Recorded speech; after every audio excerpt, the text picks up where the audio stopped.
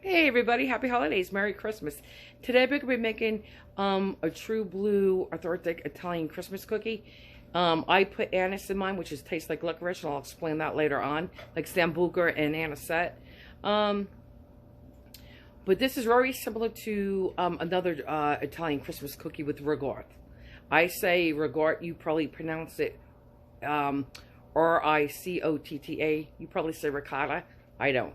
So anyway, this is very similar to that recipe. The only difference is there's no ricotta in this one. So if you want me to do the one with the ricotta, let me know and I can do it, because it's very similar to this recipe. But again, minus the ricotta. I just wanted to say I'll be posting the directions, step-by-step directions, and the recipe in the descriptions for this recipe. Guys, real quickly for the cookie part, we're going to be using anise, which this is anise. It tastes like licorice. It tastes like sambuca, your anisette. You got to like licorice to like these cookies. These are traditional Italian cookies. As I said, you'll find them on every single Italian table during all the holidays, and it's fun for Christmas. Even Easter, you could dye them pastel colors with food coloring. You're going to need vanilla extract. You're going to need baking soda, two teaspoons of zested lemons, which should get you, I think 1 lemon should be able to do the trick. 1 year it took me 4 lemons. I'm going to be using 2 eggs, 1 stick of butter. Let me give you exact measurements so you know. You're going to be using, for the cookie part, 2½ cups of flour, all-purpose flour. You're going to be using 1 tablespoon plus 1½ teaspoons of baking powder. Not baking soda, but baking powder. You're going to be using 1 stick of butter, which is ½ cup of butter. I use salted, and this is room temperature, it's soft. ½ cup of granulated sugar, and I already told you. Oh, for the anise, you can use anywhere from ½ teaspoon up to 1 tablespoon, and I'm talking a heaping tablespoon of anise, if you like that flavor. But I suggest you start out slow, because once you put in 1 tablespoon, you cannot take it out if you thought it was too strong. So you can taste your batter as you go along and add more. I said the 2 eggs, ½ teaspoon, ½ heaping teaspoon of vanilla extract. I said 2 teaspoons of lemon zest, 2 eggs, and we're going to be using 1/4 cup of milk. Now, that's just the cookie part. For the icing, you're going to need 1 box of, it's a 1 pound box, it's 16 ounces, because we're going to be using this whole box, which is 2 cups of powdered sugar, which is different than your granulated sugar. We're going to be using at least 1/4 teaspoon, 1/4 teaspoon of cream of tartar. You could be using, again, 1/4 cup milk. I take a little, about maybe ½ teaspoon to a teaspoon of butter. I will melt it down in the microwave, throw that in there, because I personally believe it cuts through that vanilla flavor. For me, this gives you an artificial vanilla icing flavor, and I don't like that. So I definitely add some melted butter to it, which cuts that flavor. And I use about 1/4 teaspoon of anise. Excuse me. I use about 1/8 teaspoon of anise in the icing. About 1/8 teaspoon. And if you want, you could just do vanilla. So you want to light your oven to 350. Get it nice and hot. And you're going to want to line 2 cookie sheets with parchment paper. I forgot to mention, you're going to want these non-propel sprinkles. These are Christmas colors, or you can use Italian colors, because these are the colors of an Italian flag. But you could use them as Christmas colors too. Guys, for you at home that don't know how to zest, you just take a lemon, and just go like this, and you turn your lemon. You just want the outer skin. You don't want the white part. That would be very bitter. So you don't want to go too deep. Okay, just like that. Guys, it took me 2½ lemons. It depends on the size of your lemons. Like this. You know, I left a little there because this is pith. I didn't want pith. So, not completely cleaned. So, okay, guys, here's the 1 tablespoon of baking powder. Okay, now we're going to put the other teaspoon and a half in. Okay, guys, just so you don't miss it, here's the other teaspoon. So that's 1 tablespoon in there already, plus 1 teaspoon. Now we have ½ teaspoon more to do. We'll just do it this way. Okay, just like that. Let's get our 2.5 cups flour in here. I'm using plastic today to pat my flour down because when I made a video for the stuffed chicken, I broke my container. All right, so anyway, here's 1 cup. This is going in with the baking powder.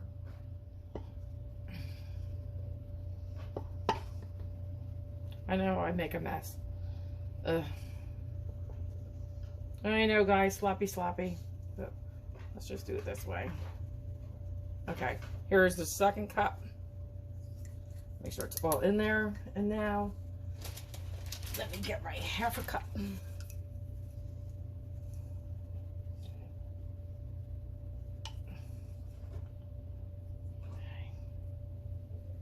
So I'm just going to clean off the top because I guess you guys can't see what I'm doing. I'm just leveling off my flour. That's all I'm doing. Okay, right in here. So now I'm just going to whisk the two together, meaning the flour with the baking powder. That's all I'm going to do is just whisk it gently. Guys, we're going to dump the 1 stick of butter in, softened. Okay, it has to be definitely room temperature. I'm going to scrape it all out. Beat this butter for about 2 to 3 minutes until softened. I'm working in this bowl because I like this bowl, but last year I took some of the enamel and I don't want to do that again, the beaters. So just like this for about 2 minutes. Okay, you can see how nice and soft my butter is. Okay. Now add in our 1/2 cup of sugar slowly. Again, on medium until it's all nice and combined. Okay, and guys, again, it should take about 3 minutes to combine the sugar, and you want it light and fluffy. So I'm just going to pour a little bit in and out like that. Okay, I'm going to go very slowly. That's how much sugar I have. And on medium for about 3 minutes, all together. Okay, and I'll be back. And you're going to have to scrape this down with a spatula. Okay. I threw in about half of the 1/2 cup of sugar, and now I'm going to scrape it down just like so, including on the bottom. And now I'm going to continue.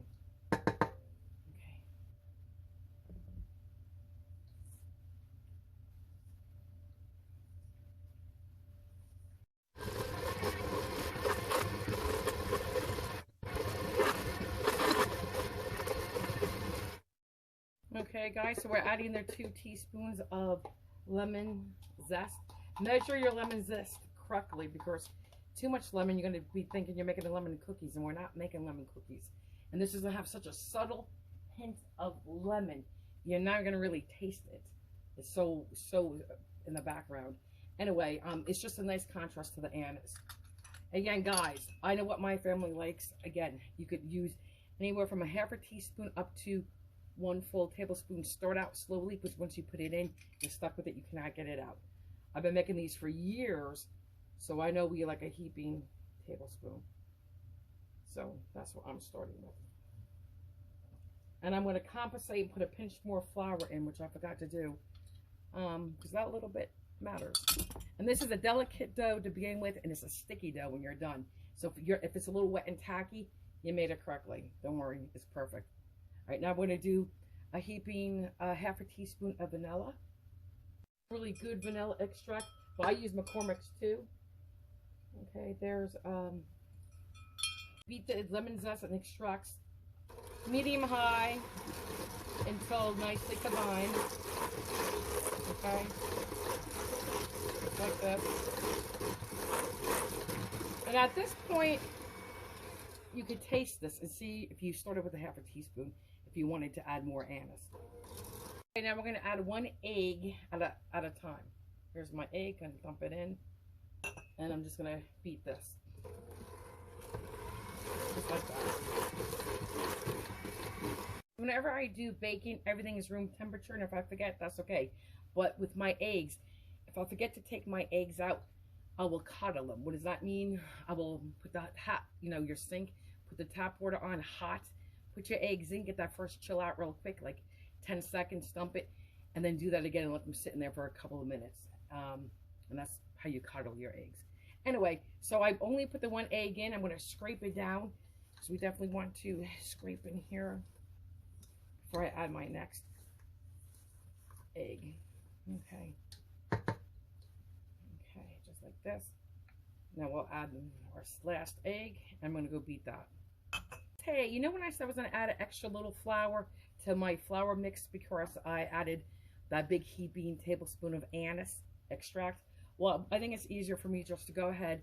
This is 1/4 cup of milk. I just put in this measuring cup. So what I'm going to do is take out 2 teaspoons. I don't have to take out 2.5 teaspoons. I'm just going to take out 2 teaspoons of liquid from here to compensate for the extra liquid I put in with the anise.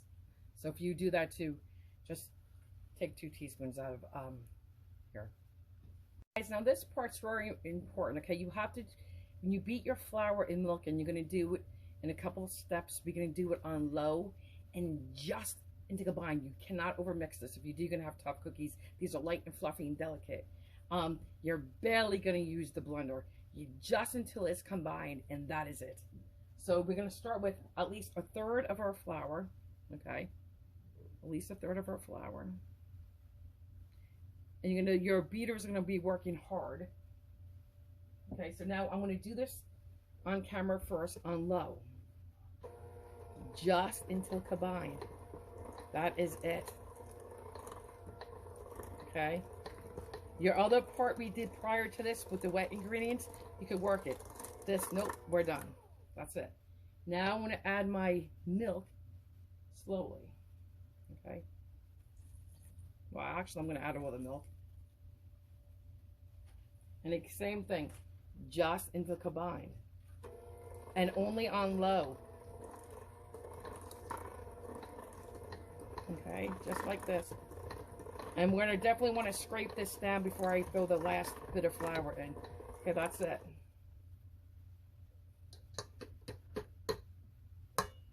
So now, let me get my spatula. And just like this. We're just going to stir it, scrape it, and that's it. Just like so. Now we're going to take the rest of our flour and dump it in at once. You don't have to divide that into 2. Okay. Same thing, on low until just combined. Just like this.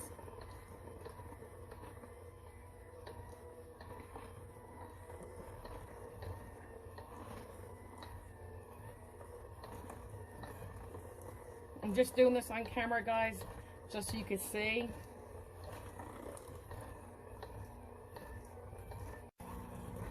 And now you are done. It's going to look like this.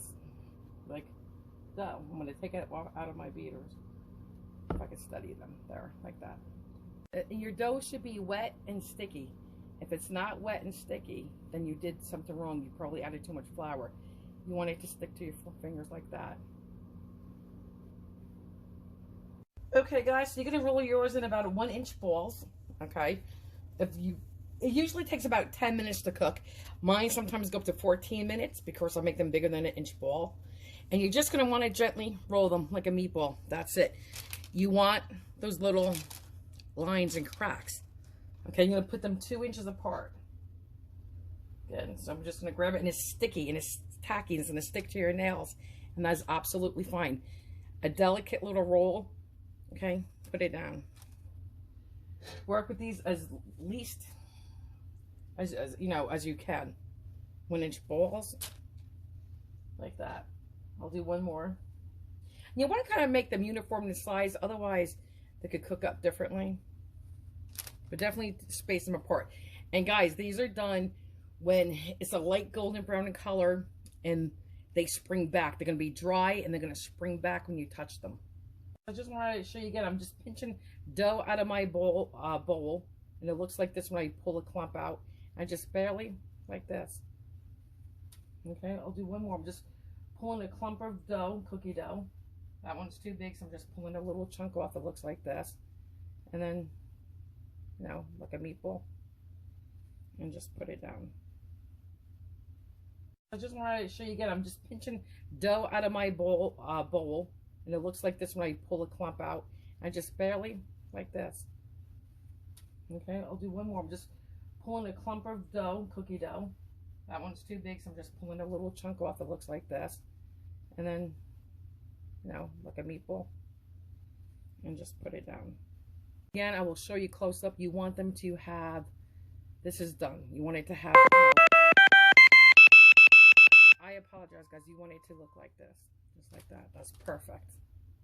50 for 10 to 14 minutes. Start checking at 8 minutes. You just, like I said, want them to be dry and spring back when you touch them. It's that simple. Cookies bake. I'm just going to take, geez, about, like I said, a teaspoon. I'm just going to take a knife and cut in here.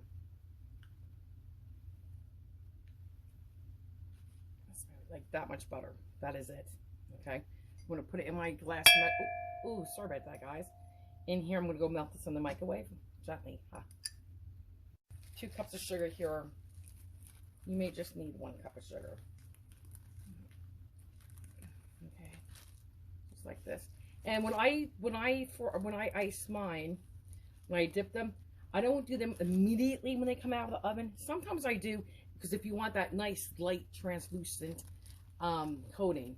But what I do is I just let them sit out for a couple of minutes just to get a little bit, to take some of that hot heat off, just a little bit. Then I dip them. Then it's a thicker coating. But I do not ever let them get cool, ever. I definitely don't let them get cool. Okay. I'm going to do the 1/4 cream of tartar. And again, if you only use 1 cup, you'd be using 1/8. But I think you could definitely use the 2 cups. Now we're going to add half of the 1/4, because I don't have a 1/8 teaspoon in my little gingerbread men. So I'm going to do this carefully. Okay, and you definitely don't have to do this part, because the cookies do have a nice anise flavor. But my family loves their anise. Okay, you could definitely use vanilla. I may have to add more. That was about 1/8 of a teaspoon. Now I'm going to put in, or 1 cup, excuse me, not 1 cup, 1/4 cup of milk that we just melted the butter in. And the beauty about working with powdered sugar, you can, if you make it too wet, add more sugar. If it's too dry, add more liquid. You can even add, if you're working with lemon, you could add water. But this is all I'm going to do is stir this. Oh, goodness. And it snowed. All I'm going to do is stir that. These are already going to be a little too dry. So I'm going to put in, this is 1/4 cup, another 1/4 cup. So I'm going to add 2 tablespoons, about, and stop there. Okay. So I'm just going to work it, and I'll be back. Guys, you definitely want this done first, because you don't want your cookies to completely cool. You want them very warm to work with. Okay, I want mine a little bit thinner. Okay, it's still thick. We'll add a little bit more milk. Probably about a teaspoon. Stir it into the consistency you guys want. I'm going to work with it off camera, and I'll be back. Guys, I'm going to have to add a little bit more anise, because I tasted, I want a little bit more. Hold on. That's my cookies. Hang on. I'm going to add, well, like another teaspoon of milk. Okay. I'm going to work it. And I think this is what I want. Just like this. Okay. Yeah, this is what I want. Okay. Guys, here I'll show you. They came out, they cooled about 2 minutes. Okay. This is what they're going to look like. You're going to dip them in. Okay. All sides. If you don't want to get, well, you're going to get some on your fingers no matter what, even if you use a spoon. I have a spoon, I'll show you on one. So this is it. Okay. I'm going to probably do back here too, because everybody likes it. Okay, so now you put it down, and then you're going to take your sprinkles and do a light dusting. Just like, oh, you didn't see, I apologize. Let me move this.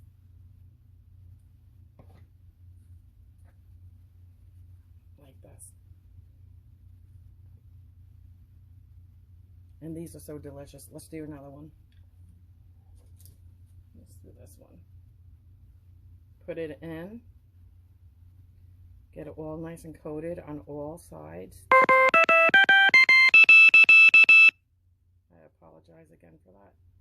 Okay, you're going to put it down. Or you can hold it in your hand. And I'll zoom in so you can see it better. A little sprinkling. Like that. And you got to do this part with the sprinkles while the icing is soft and wet. Because if it firms up, they're just going to roll right off and bead right off. So that's what we're going to do. I'll do one more. And by all means, you could use, hold on, I got to back up. Hang on. You could use a spoon to do this. I don't mind getting my hands sticky. That's what soap and water is for. Okay, put it down. I'm going to try not to get my bottle sticky. And just go like that. That's it. Oh, and you can, I said in the beginning, you could take this and divide this. And for Easter, you would do pastel colors in separate bowls. For Christmas, you would do a bowl of red and a bowl of green. Separate this into 2 separate bowls and put red food coloring in one and green in the other, the shade you like, and then do it that way too. Take your cookie, and again, you could use a spoon. If you use a spoon, then this hand's going to get sticky. So you would just drizzle it on like this. Okay, let it slide down everywhere and help it out. But I don't use this method. It's a pain, and it takes, for me personally, too long. Okay, so let me put that down and continue. See, it's even messier, I think. Okay, like this. Now, I'll show you the sprinkles again.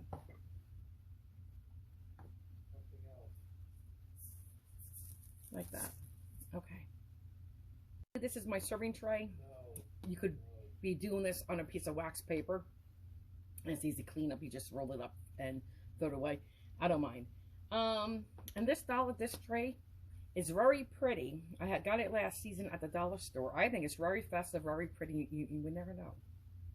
I just want to say I cooked mine about 14 and a half, 15 minutes. These are usually it's about 14 minutes for me because I like mine a little bit bigger. But in this oven, which is off anyway, it was about 15 minutes, let's say. Guys, I think I got about 24 cookies. This is the icing I have left after doing the first 12. The other 12 are baking. So definitely use the 2 cups. You know, when I say, oh, we could get away with 1 cup. My mother does one because she does hers a lot more translucent. She makes this a little thinner, okay? The icing, she makes it a little bit thinner. And she does them, I think, right when they come out of the oven, she puts a thin coating on. But she loves these when I do mine this way, so go figure. But anyway, so definitely use the 2 cups. Okay, guys, let's pick up a cookie. Okay, first let's do this one, I guess. This is the first one I did. Okay, let's break him open. See, hold on. Guys, I had to chew off camera because that was a nice big bite. But look at that. Look how perfectly cooked and delicate this cookie is. And it's so good. I'm telling you, you would think for all the anise extract I used that this would be a very strong licorice flavor, but it's not. It is so delicate. It is really a nice cookie. And I truly think if you use only half a teaspoon of anise, it's going to be very flat. But again, delicious cookie. Very good. And like I said, that lemon, you don't even taste. It's just in the background. I'll show you some of the cookies. I'm dipping them, submerging them completely in on all sides. Ken really likes them that way, so that's why I'm doing the bottoms too. Last batch I did on the parchment paper, and it's just going to be easier to clean up. And I'm just going to roll it in a ball and throw it in the garbage. Guys, and here are the cookies. All nice and yummy. Oh, wow. I'm telling you how good they are. Aren't they pretty and fast? So yummy. Okay.